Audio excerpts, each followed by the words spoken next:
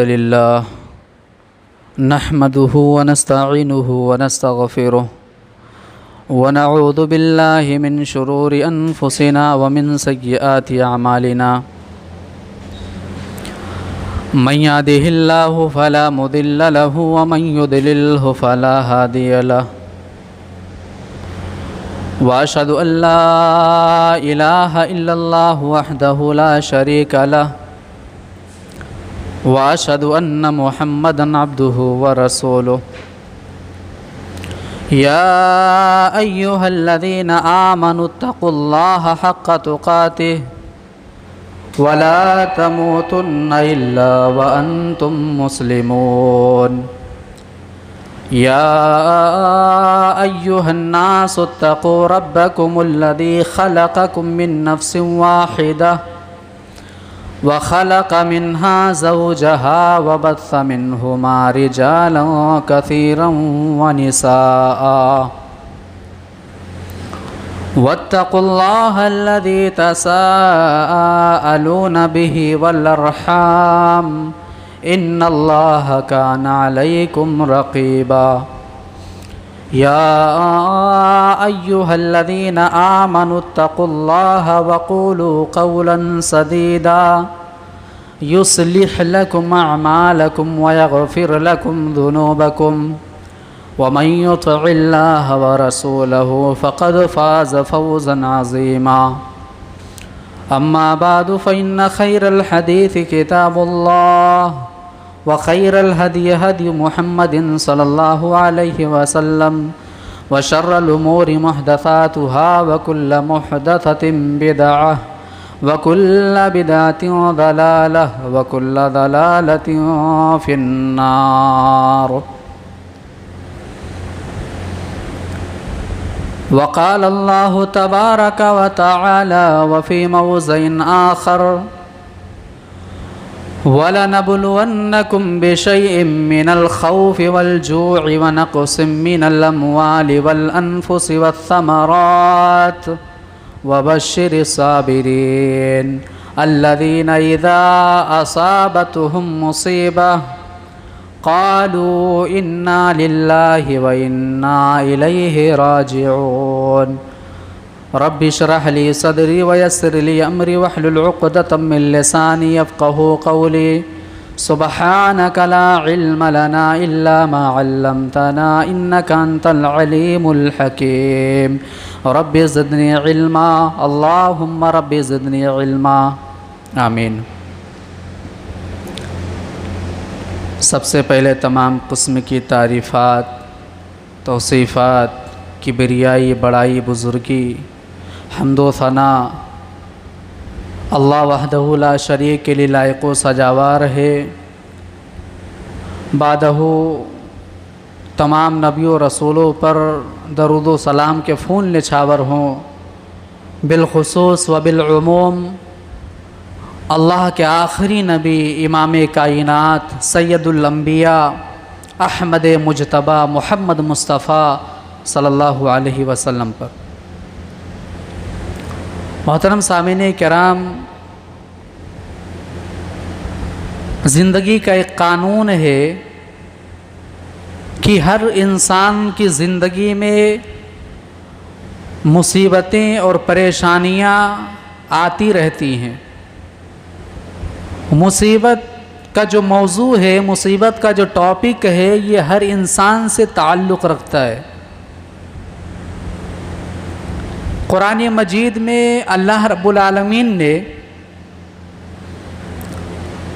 زندگی کے اسی قانون کے بارے میں تذکرہ کیا، اور بہت ساری شکلوں میں جو ہمارے اوپر مصیبتیں آتی ہیں، ان مصیبتوں کا اللہ نے تذکرہ کیا۔ اللہ نے فرمایا کہ وَلَنَبْلُوَنَّكُمْ بِشَيْءٍ مِّنَ الْخَوْفِ وَالْجُوعِ وَنَقْصٍ مِّنَ الْأَمْوَالِ وَالْأَنفُسِ وَالثَّمَرَاتِ، اے لوگو، ہم تمہیں ضرور بضرور آزمائیں گے، یعنی ہماری زندگی کے اندر اللہ رب العالمین امتحان ضرور ڈالے گا، ہمیں اللہ رب العالمین ضرور آزمائے گا۔ اللہ نے فرمایا ڈر سے آزمایا جائے گا، تمہیں ڈرا کر کے ہم آزمائیں گے۔ والجوع ونقص من الاموال، تمہاری جانیں لے کر کے، تمہارے رشتہ دار کسی رشتہ دار کی جان لے کر کے، تمہارے باپ کی جان لے کر کے، تمہاری ماں کی جان لے کر کے، یا تمہارے کسی اور رشتہ دار کی جان لے کر کے ہم تمہیں آزمائیں گے۔ مال کی کمی سے آزمایا جائے گا، پھلوں کی کمی سے آزمایا جائے گا، ان ساری شکلوں میں تمہیں آزمایا جائے گا، تمہاری زندگی کے اندر مصیبت ڈالی جائے گی۔ اللہ نے فرمایا کہ میرے وہ بندے جو صبر کر لیں ان ساری مصیبتوں کا سامنا کرتے ہوئے صبر کا دامن تھام لیں، وبشر الصابرین، صابروں کو، صبر کرنے والوں کو بشارت سنا دیجئے، ان کے لیے خوشخبری ہے۔ یعنی زندگی کے اندر جو مصیبتیں آتی ہیں، وہ پریشانیاں آتی ہیں، بہت ساری شکلوں میں آتی ہے۔ کبھی ہماری زندگی کے اندر اللہ رب العالمین ہمارے مالوں میں کمی کر کے آزماتا ہے، کبھی ہماری تجارت میں کمی آ گئی، مندی آ گئی، کبھی اللہ نے ہمیں کوئی بیماری دے دی، کبھی ایسا ہوا کہ کسی رشتہ دار کا انتقال ہو گیا، بہت ساری شکلیں ہیں۔ تو اللہ نے فرمایا کہ اے میرے بندو، وہ لوگ جو ان ساری مصیبتوں کو پانے کے بعد صبر کر لیں، ان کے لیے خوشخبری ہے۔ وما اصابکم من مصیبت الا فی الارض ولا فی انفسکم الا فی کتاب من قبل ان نبرأها۔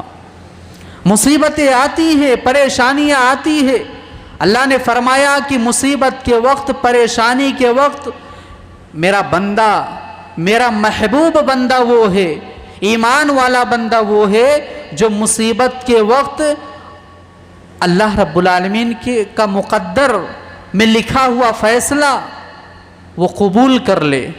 یعنی ہمارے اوپر جو مصیبت آئی، جو پریشانی آئی، ہمیں اور آپ کو چاہیے کہ ہم یہ سوچیں کہ ہمارے اوپر جو مصیبت آئی ہے وہ اللہ کی طرف سے ہے، اللہ کا حکم ہے، اللہ کا فیصلہ ہے، اور ہمارے رب کا فیصلہ ہے، ہم خوشی خوشی اس کو قبول کریں گے۔ یہ ایمان والے کا کام ہونا چاہیے۔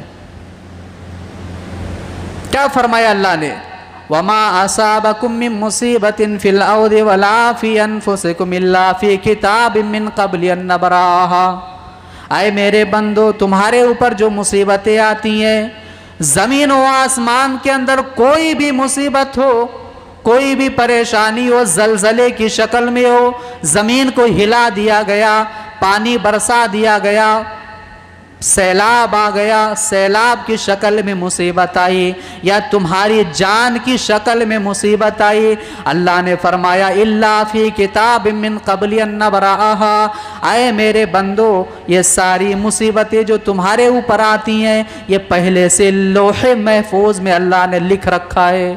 لوح محفوظ میں ان ساری چیزوں کے بارے میں اللہ نے پہلے سے لکھ رکھا ہے، پہلے سے موجود ہے۔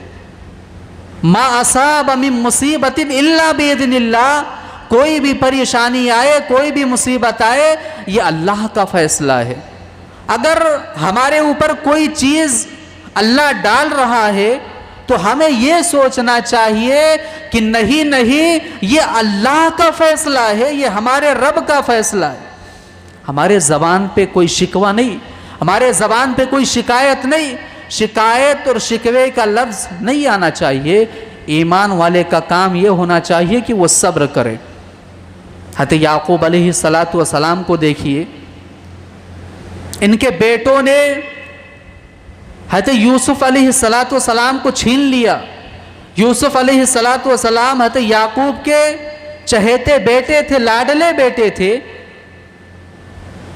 یوسف کے بھائیوں نے بہانہ کر کے حضرت یعقوب علیہ السلام کو منا لیا اور کہا کہ اے ابا جان، ہمیں بھیج دیجئے یوسف کو ہمارے ساتھ، ہم ان کو لے جا رہے ہیں سیر کرانے، اور بہت سارے بہانے کیے۔ بہرحال حضرت یوسف علیہ السلام کو ان کے بھائیوں نے لے جا کر کے دھوکے سے کنویں میں ڈال دیا، ان کو تکلیف پہنچا دی اور ان کو جان سے مارنے کا پلان تھا۔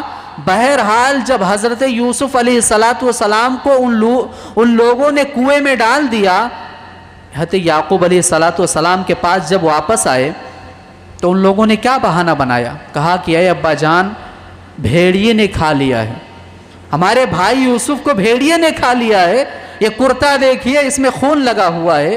بہرحال حضرت یعقوب علیہ السلام جانتے تھے کہ یوسف کو کسی بھیڑیے نے نہیں کھایا ہے، بلکہ بھائیوں نے اسے نقصان پہنچایا ہے، بھائیوں نے ہی کچھ نقصان پہنچایا ہے۔ کیا حضرت یعقوب کے زبان سے کوئی شکوہ نکلا، کوئی شکایت کا لفظ نکلا؟ ان کا لاڈلا بیٹا، ان کا لخت جگر حضرت یوسف علیہ السلام ان سے چھین لیے گئے، لیکن کیا یعقوب نے اپنے بیٹوں سے کوئی شکایت کی، کوئی شکوہ کیا، یا اپنے رب کے سامنے کوئی شکایت کی؟ نہیں، بلکہ کہا حضرت یوسف علیہ السلام کے کھو جانے پر سورہ یوسف کے اندر اللہ نے تذکرہ کیا کہ فَصَبْرٌ جَمِيلٌ، حضرت یعقوب علیہ السلام نے صبر جمیل کیا، صبر ہی نہیں بلکہ صبر جمیل، ایسا صبر جو صبر کرنے کے بعد زبان پر کوئی شکوہ شکایت نہیں۔ حضرت یعقوب علیہ السلام اللہ کی طرف مخاطب ہو رہے ہیں، اور مخاطب ہونے کے بعد اللہ سے کہہ رہے ہیں واللہ المستعان علی ما تصفون، اے اللہ میرا بیٹا مجھ سے چھین لیا گیا، میں صبر کر رہا ہوں، صبر جمیل کر رہا ہوں، اور یہ معاملہ اے اللہ میں تیرے حوالے کر رہا ہوں، یہ معاملہ تیرے اوپر ہے، تو میرا مددگار ہے۔ یہ ایمان ہونا چاہیے آج ہمارے پاس بھی۔ ہمارے اوپر کوئی مصیبت آ جائے، ہمارے اوپر کوئی پریشانی آ جائے، فوراً شکوہ شکایت۔ کتنے ایسے لوگ ہیں ہمارے سماج اور معاشرے کے اندر، ہم نے دیکھا ہے مصیبت سہنے کا ان کو طریقہ نہیں معلوم، مصیبت آئی، پریشانی آئی، فوراً اللہ سے شکایت، فوراً اللہ سے شکوہ۔ ایسا نہیں ہونا چاہیے میرے بھائیو۔ مصیبت اور پریشانی آئے تو ایمان والے کا کام کیا ہونا چاہیے؟ وہ صبر کرے، وہ شکوہ شکایت نہ کرے، خوشی خوشی اس مصیبت کو، اس پریشانی کو قبول کرے۔ دوسری بات، اگر انسان کی زندگی کے اندر کوئی مصیبت اور پریشانی آتی ہے تو انسان کو یہ سوچنا چاہیے کہ اللہ رب العالمین اس کے اوپر مصیبت ڈال کر کے اسے کوئی نعمت دینا چاہتا ہے۔ بعض دفعہ ہماری زندگی کے اندر اگر کوئی مصیبت آتی ہے تو اس کے بعد اللہ رب العالمین ہمیں کوئی نعمت دینا چاہتا ہے۔ آپ دیکھیے حضرت ام سلمہ رضی اللہ تعالیٰ عنہ، ان کے شوہر ایک مرتبہ اللہ کے نبی صلی اللہ علیہ وسلم کے درس سے، اللہ کے نبی کے خطبے سے جب واپس آئے سننے کے بعد، تو انہوں نے حضرت ام سلمہ سے کہا کہ اے میری بیوی، آج اللہ کے نبی نے ایک دعا بتلائی ہے، اگر مصیبت اور پریشانی کے وقت ہم اس دعا کو پڑھ لیں گے تو اللہ رب العالمین اس کے بعد ہمیں کوئی نعمت دے گا۔ اللہم اجرنی فی مصیبتی واخلف لی خیرا منہا، یہ دعا اللہ کے نبی نے ہمیں بتلائی ہے۔ حضرت ام سلمہ رضی اللہ تعالی عنہا کے شوہر ابو سلمہ نے یہ حدیث اپنی بیوی کو بتایا۔ اتفاق کی بات دیکھیے کہ اس کے کچھ دنوں کے بعد ہی حضرت ابو سلمہ کا انتقال ہو گیا، ام سلمہ کے شوہر کا انتقال ہو گیا۔ کتنی بڑی مصیبت آئی ان کی زندگی کے اندر، ان کے شوہر کا انتقال ہو گیا، جو ان کے سر کا سایہ تھا، جو ان کے سر کا تاج تھا، جو ان کی زندگی کے اندر ان کا بہت بڑا سہارا تھا، آج اللہ نے اس کو چھین لیا اور ان کی زندگی کے اندر پریشانی نازل کر دی۔ حضرت ام سلمہ رضی اللہ تعالیٰ عنہا کو وہ دعا یاد آئی جو اللہ کے نبی کی حدیث کے ذریعے ان کو پتہ چلا تھا، اللہم اجرنی فی مصیبتی واخلف لی خیرا منہا، حضرت ام سلمہ یہ دعا پڑھنا شروع کر دی.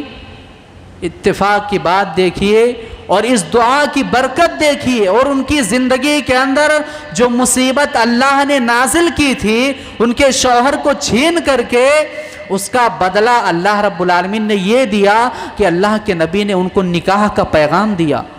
ہمارے پیارے نبی صلی اللہ علیہ وسلم نے ام سلمہ کو نکاح کا پیغام دیا اور اپنی زوجیت میں ان کو شامل کر لیا, اور قیامت کی صبح تک ان کو امہات المومنین میں پکارا جائے گا اور شامل ہیں وہ. ان کی زندگی کے اندر مصیبت آئی, اللہ نے بعد میں ان کو نعمت دی. تو بعض دفعہ مصیبت آتی ہے تو نعمت ملتی ہے. ایک بات اور, ہماری زندگی کے اندر کوئی مصیبت آئی, کوئی پریشانی آئی تو ہمارا کام کیا ہوتا ہے؟ ہم یہ کہتے ہیں کہ اللہ ہمارے گناہ کو مٹا رہا ہے. ہمیں بخار ہوا, ہمیں کوئی بیماری ہوئی تو ہم کیا کہتے ہیں؟ ارے اللہ اس کے ذریعے ہمارے گناہ کو مٹا رہا ہے. اب سامنے والا, اس کے زندگی کے اندر اگر کوئی بیماری آئی, کوئی مصیبت آئی تو ہم کیا کہتے ہیں کہ اس کے گناہوں کی وجہ سے اس کو یہ بیماری ملی ہے. نہیں, ایسا نہیں ہونا چاہیے. ہماری زندگی کے اندر ہمارے جسم پر کوئی بیماری ہوئی تو یہ اللہ ہمارے گناہوں کو مٹا رہا ہے, آزمائش ہے, ہم یہ کہتے ہیں. اور اگر سامنے والے کو تو کہتے ہیں کہ اس کے گناہوں کی سزا ہے, اس کے پاپوں کی سزا ہے. ایسا نہیں ہونا چاہیے. ایمان والے کا کام ایسا نہیں ہونا چاہیے. اور ایک بات اور بیان کر دینا چاہتا ہوں, وہ یہ ہے کہ مصیبت اور پریشانی کے وقت ہر انسان کو یہ یاد رکھنا چاہیے کہ ہم زندگی کے اندر تجربہ کیے ہیں کہ ہم نے اگر کبھی دل سے سجدہ کیا ہے تو کب کیا ہے؟ جب ہمارے اوپر کوئی مصیبت آئی. مصیبت یہ اللہ کے قریب کرتی ہے. مصیبت اور پریشانی یہ اللہ سے جوڑتی ہے. ہماری زندگی کے اندر اگر کبھی ہم نے سجدہ کیا دل سے تو کب کیا؟ جب ہماری زندگی کے اندر کوئی مصیبت آئی. ہم نے کبھی اگر اللہ کے سامنے ہاتھ اٹھایا, دل سے اللہ کو پکارا تو کب پکارا؟ جب ہماری زندگی کے اندر کوئی مصیبت آئی. مصیبت یہ اللہ کو یاد کرواتی ہے, اللہ کے قریب کرتی ہے. اے لوگو, آج ہمیں کیا ہو گیا ہے؟ آج ہمیں کیا ہو گیا ہے؟ ہم کیوں اللہ سے دور بھاگ رہے ہیں؟ اگر ایمان والے کا کردار دیکھیں تو یہ ہونا چاہیے کہ ایمان والا مصیبت میں بھی اللہ کو یاد کرے, مصیبت میں بھی اللہ کے قریب ہو, اور خوشحالی کے دنوں میں بھی اللہ کے قریب ہو. کیا فرمایا اللہ رب العالمین نے سورہ آل عمران کے اندر؟ دیکھیے, اللہ نے ایمان والوں کی نشانیاں بیان کی, اور ایمان والوں کی نشانیوں میں اللہ نے ایک نشانی کیا بیان کی؟ وَسَارِعُوا إِلَىٰ مَغْفِرَةٍ مِّن رَبِّكُمْ وَجَنَّةٍ عَرْضُهَا السَّمَاوَاتُ وَالْأَرْضُ. اللہ نے فرمایا کہ اے ایمان والو, تم ایک دوسرے سے مقابلہ کیا کرو, ایک دوسرے سے کمپٹیشن کیا کرو. اے ایمان والو, تم آپس میں ایک دوسرے سے مقابلہ کیا کرو. کس چیز میں مقابلہ کیا کرو؟ اللہ نے فرمایا اللہ کی مغفرت پانے کے لیے اور جنت پانے کے لیے ایک دوسرے سے مقابلہ کرو. اے ایمان والو, اے مسلمانوں, دنیاوی معاملے میں ایک دوسرے سے مقابلہ نہیں, بلکہ دین کے معاملے میں, آخرت کے معاملے میں ایک دوسرے سے آگے بڑھو, ایک دوسرے کا کمپٹیشن کرو. اگر ایک آدمی فجر کی نماز پڑھنے کے لیے آ رہا ہے, ہمیں چاہیے, ہم ایمان والے ہیں, ہمارا رب ہمیں یہ حکم دے رہا ہے کہ ہم دین کے معاملے میں کمپٹیشن کریں. اگر ایک مسلمان فجر کی نماز میں آ رہا ہے تو ہم اس سے پہلے آنے کی کوشش کریں. اگر ایک مسلمان اللہ کے راستے میں 100 روپیہ دے رہا ہے تو دوسرا مسلمان, دوسرا ایمان والا, اس کا کام یہ ہونا چاہیے کہ اس سے مقابلہ کرے, وہ اللہ کے راہ میں 200 روپیہ دے. کیا یہ کمپٹیشن ہمارے اندر موجود ہے؟ جنت پانے کے لیے دوڑو, مقابلہ کرو, کمپٹیشن کرو. جنت پانے کے لیے آج ہمارا معاملہ کیا ہے؟ ایک آدمی ہے اس کے پاس ایک فلیٹ ہے، ہم چاہتے ہیں ہمارے پاس 2 ہو جائے. ایک آدمی کے پاس ایک دکان ہے، ہم چاہتے ہیں ہمارے پاس 2 ہو جائے. نہیں، ایمان والا وہ ہے اور سچا پکا مومن وہ ہے. اگر ایک مسلمان ہے وہ سامنے والے کو دین کے معاملے میں دیکھتے ہوئے اس سے آگے بڑھتا ہے. دین کے معاملے میں، دنیا کے معاملے میں مسلمان آگے نہیں بڑھتا ہے. ہم کبھی دنیا کے معاملے میں ایک دوسرے سے مقابلہ کیے ہیں؟ اٹھاؤ تاریخ ہماری. کیا مسلمان کبھی دین کے معاملے سے ہٹ کر کے دنیا کے معاملے میں ایک دوسرے سے مقابلہ کیے ہیں؟ تاریخ اٹھاؤ کبھی. نہیں میرے بھائی، مسلمانوں نے دین کے معاملے میں ایک دوسرے سے آگے بڑھنے کی کوشش کی. ہمارا پیارا پیغمبر مسجد سے پکار رہا ہے، کہہ رہا ہے کہ اے صحابیوں، تم میں سے کون ہے جو اللہ کے راہ میں صدقہ کرے، خیرات کرے؟ اے صحابیوں، اللہ کے دین میں تمہاری ضرورت ہے، تم صدقہ دو، تمہارے مدد کی ضرورت ہے. صحابہ کرام اپنی اپنی حیثیت سے اللہ کے نبی کے قدموں میں لا کر کے رکھ دیے. کچھ صحابہ ایسے تھے جن کے گھر میں کچھ جو اور کچھ گیہوں اور کچھ چاول رکھے ہوئے تھے، لا کر کے انہوں نے اللہ کے نبی کے قدموں میں رکھ دیا. حضرت عمر فاروق رضی اللہ تعالیٰ عنہ گئے، اپنے گھر پہ گئے، گھر کا جو سارا سامان تھا 2 حصوں میں تقسیم کیا. 2 حصوں میں تقسیم کرنے کے بعد حضرت عمر فاروق ایک حصہ اللہ کے نبی کے پاس لے آئے اور ایک حصہ اپنے گھر چھوڑ آئے. حضرت عمر فاروق سے اللہ کے نبی نے پوچھا، اے عمر، اپنے گھر پر بھی کچھ چھوڑ کر آئے ہو یا نہیں؟ حضرت عمر فاروق نے کہا، اے اللہ کے نبی، آدھا چھوڑ کے آیا ہوں، آدھا لے کے آیا ہوں. حضرت عمر فاروق بیان کرتے ہیں کہ میرے دل میں ایک خیال آیا کہ ابو بکر نیکیوں کے معاملے میں ہمیشہ آگے بڑھ جایا کرتے ہیں. آج ابو بکر میرا مقابلہ نہیں کر پائیں گے. آج میں نے گھر کا آدھا سامان دیا ہے اللہ کے راہ میں، آج ابو بکر میرا مقابلہ نہیں کر پائیں گے. لیکن دنیا کی آنکھوں نے دیکھا، صحابہ کرام کی آنکھوں نے دیکھا، وہ صدیق جب پوری کائنات نبی کا انکار کر رہی تھی، اس صدیق نے کہا تھا کہ اے لوگوں سن لو، ہمارا نبی کبھی جھوٹ نہیں بول سکتا ہے. جب وہ نبی کا یار آیا، دنیا کی آنکھوں نے دیکھا کہ گھر کا سارا سامان لا کر کے اللہ کے نبی کے قدموں میں رکھ دیا. اللہ کے نبی نے پوچھا، اے ابو بکر، کچھ چھوڑ آئے ہو یا نہیں؟ جواب سنو، وہ جذبہ آج کے مسلمانوں کے اندر کیوں نہیں ہے؟ ابو بکر کا جواب کیا تھا؟ اے لوگوں، جواب سن کر کے اگر کچھ سبق حاصل کرنا چاہتے ہو تو حاصل کر لو. فرمایا، اللہ اور اس کے رسول کی محبت چھوڑ کے آیا ہوں. پورا اثاثہ گھر کا لے کر کے آیا ہو، گھر پہ اللہ اور اس کے رسول کی محبت، ایمان چھوڑ آیا ہوں. بس یہ جذبہ آج ہمارے اندر ہے. وَسَارِعُوا إِلَىٰ مَغْفِرَةٍ مِّن رَّبِّكُمْ وَجَنَّةٍ عَرْضُهَا السَّمَاوَاتُ وَالْأَرْضُ أُعِدَّتْ لِلْمُتَّقِينَ. اللہ نے متقیوں کے لیے، ایمان والوں کے لیے جنت تیار کر رکھا ہے. اب متقی کون لوگ ہیں؟ متقی کون ہے؟ ایمان والے کون ہے؟ اللہ نشانی بیان کر رہا ہے. اے ایمان والو، اے مسلمانوں، دعویٰ کرنے والو، اب دیکھو قرآن میں اللہ نشانی بیان کر رہا ہے. میرا ایمان والا بندہ یہ ہے. اب ایمان کا دعویٰ کرنے والا نشانی کو دیکھے. ہماری زندگی کے اندر وہ نشانی موجود ہے. الذین ينفقون فی السراء والضراء. ایمان والا بندہ وہ ہے جو مصیبت کے وقت بھی اللہ کو یاد رکھے اور خوشحالی کے دنوں میں بھی اللہ کو یاد رکھے. ایمان والا بندہ وہ ہے، مصیبت آئی تب بھی اللہ کے راہ میں دے رہا ہے، تب بھی اللہ کو یاد کر رہا ہے، خوشحالی کے دنوں میں بھی اللہ کو یاد کر رہا ہے. وہ ایمان والا ہے. یہ نشانی ہے ہمارے اندر. ہم غور کریں، ہمیں شرم آنی چاہیے کہ ہمارا قرآن ہماری نشانی بیان کر رہا ہے. ہم ایمان والے ہیں اور ہمارے اندر وہ نشانی موجود ہی نہیں. قرآن میں اپنے آپ کو ڈھونڈو، ہم قرآن میں ہے کہ نہیں ہے. اگر نہیں ہے تو اپنے آپ کو قرآن کے مطابق ڈھالنے کی کوشش کرو.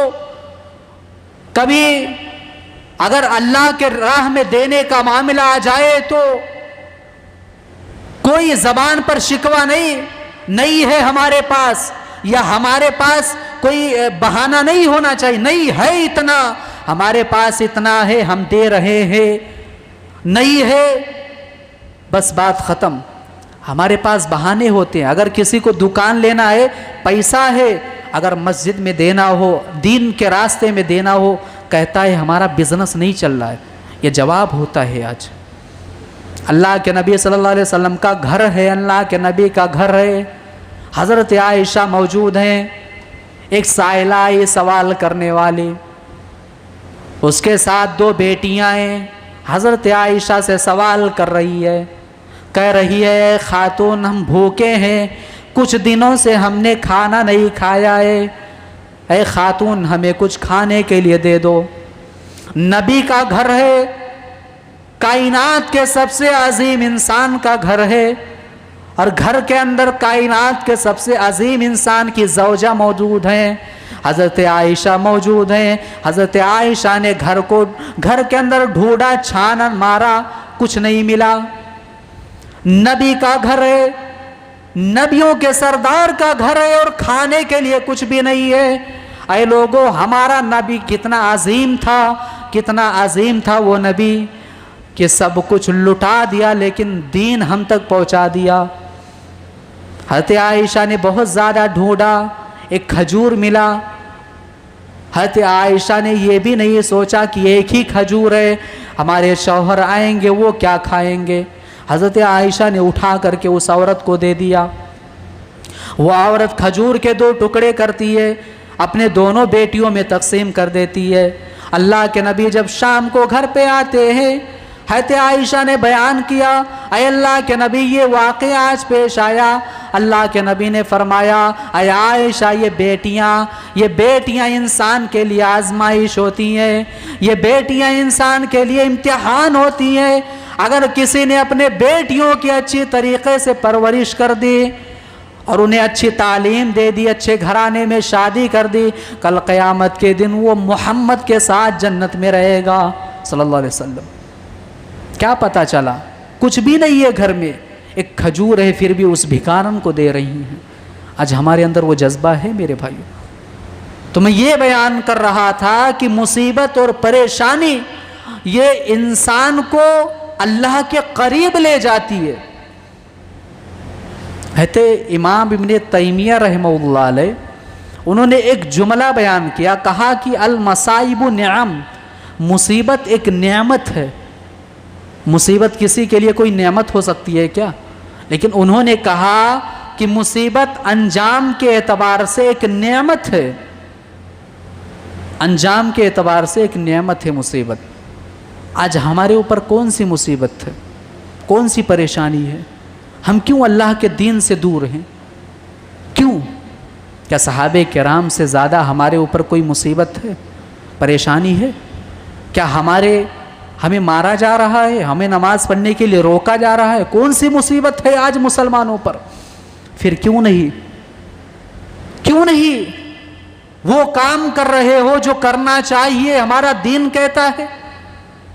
کیا بلال رضی اللہ تعالی عنہ کے طریقے سے ہم پر ظلم کیا جا رہا ہے؟ کون ہے بلال؟ بلال کون ہے؟ ایک حبشی غلام ایمان لائے، ان کے آقا نے، ان کے مالک نے ان پر ظلم و ستم کرنا شروع کر دیا.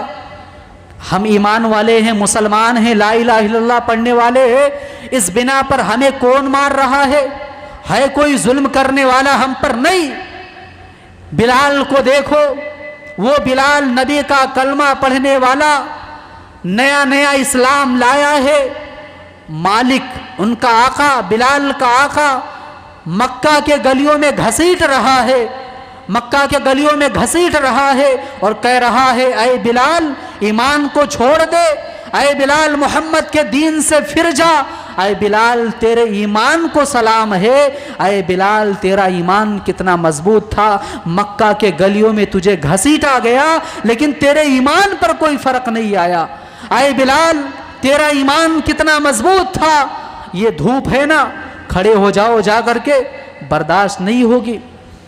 آپ دیکھ لو جہاں پر ریتیلی زمین ہے وہاں پر ہم نے دیکھا ہے ویڈیوز میں لوگ وہاں ریتیلی زمین پر کافی اور چائے بنا کر پی لیتے ہیں، اتنا گرم ہوتا ہے دھوپ کی شدت کی وجہ سے۔ وہ بلال اس کا ایمان کتنا مضبوط تھا دیکھنا چاہتے ہو؟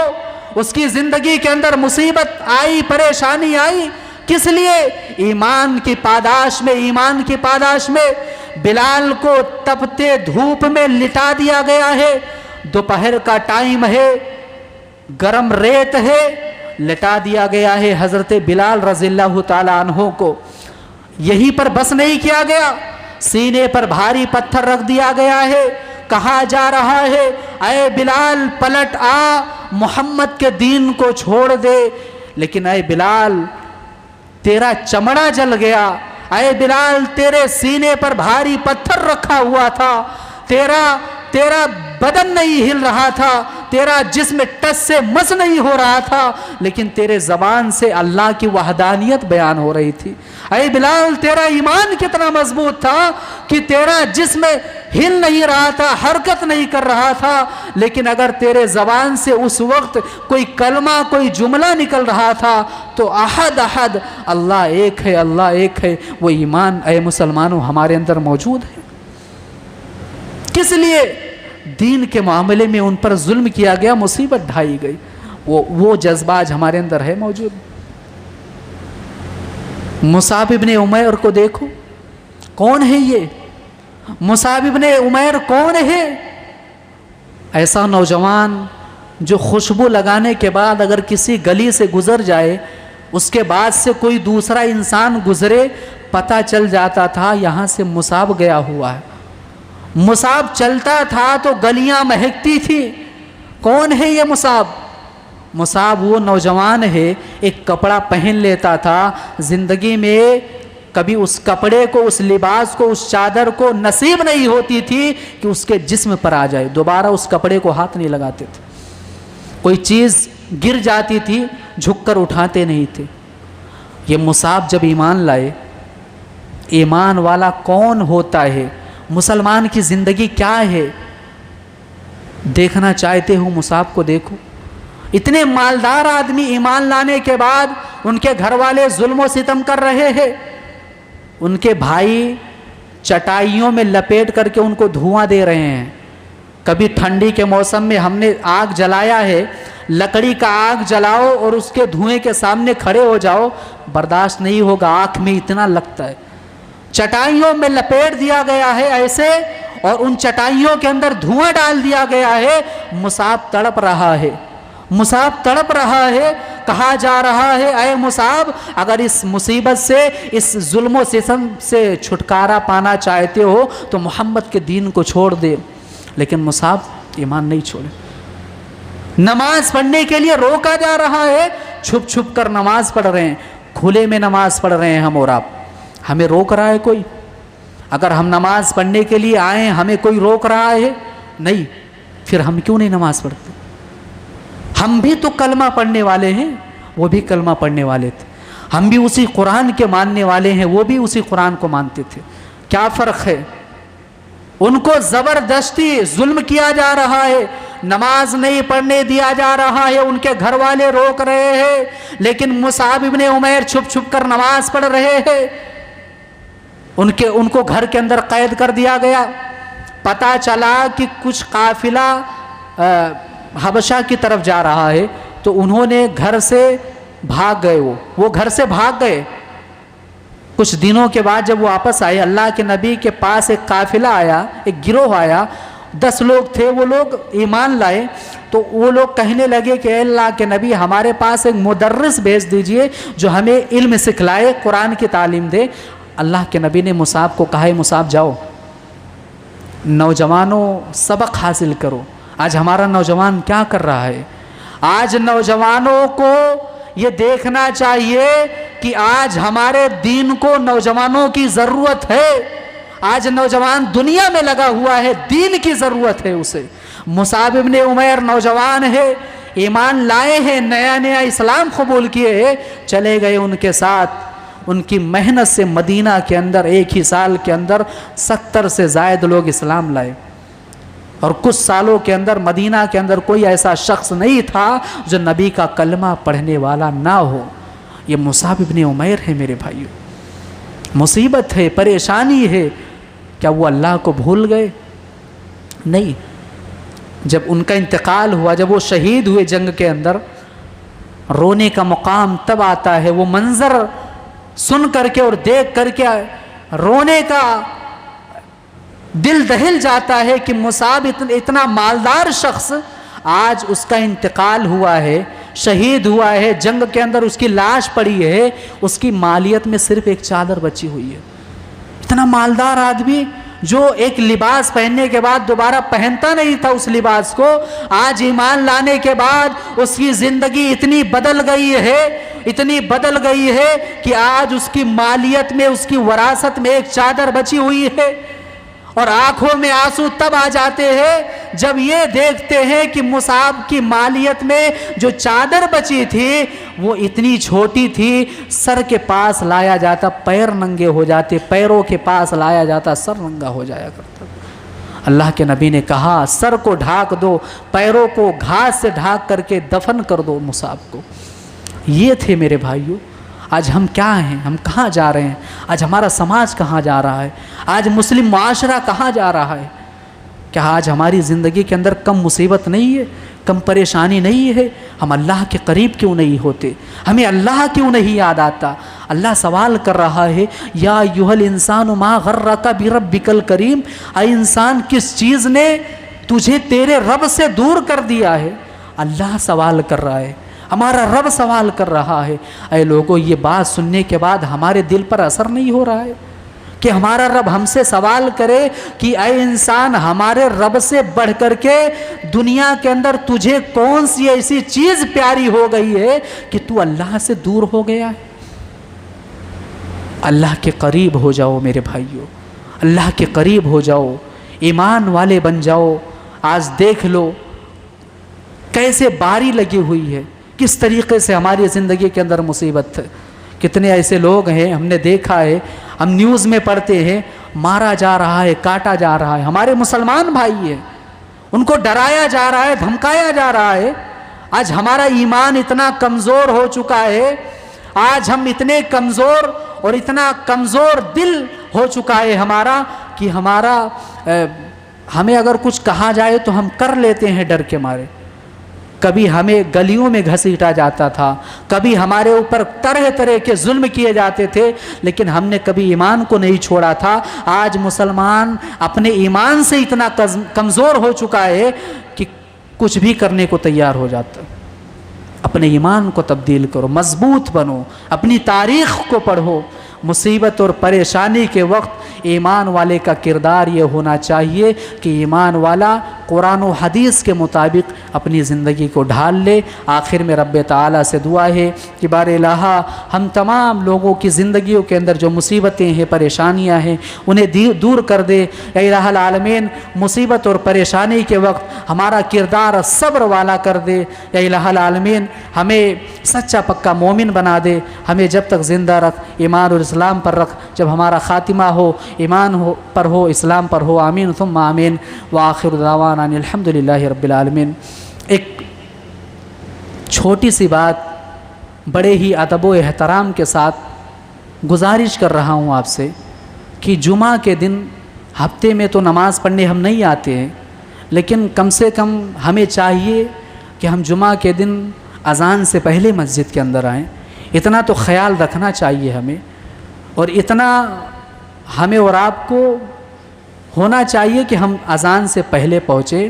یہ مسجد کا اور جمعہ کے دن خیال رکھنا چاہیے ہر مسلمان کو۔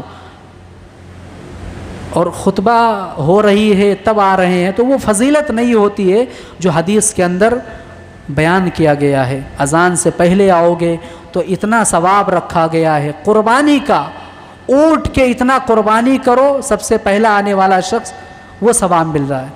پیسہ لگ رہا ہے، نیکی میں پیسہ لگ رہا ہے، بغیر پیسے کی نیکی مل رہی ہے، پہلے آؤ. تو ہمیں اور آپ کو خیال رکھنا چاہیے.